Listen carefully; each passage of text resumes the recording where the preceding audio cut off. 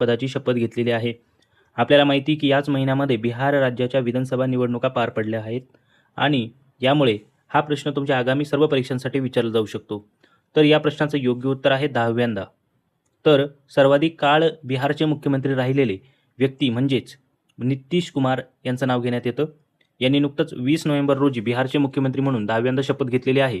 यासोबतच त्यांनी 2025च्या विधानसभा निवडणुकीनंतर राष्ट्रीय लोकशाही आघाडी म्हणजेच NDAचे नेते म्हणून पुन्हा सरकार स्थापन केलेले आहे.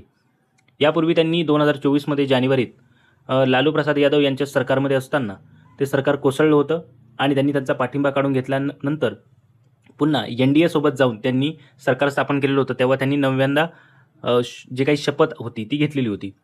इथं प्रश्न विचारला जाऊ शकतो तुम्हाला की बिहार राज्यामध्ये कोण असे व्यक्ती आहेत की ज्यांनी जास्तीत जास्त काळ हे जे काही मुख्यमंत्रीपद आहे ते निभावलेलं आहे. पुढील प्रश्न आहेत मित्रांनो दुसरा, भारतातील पहिले स्वदेशी हाय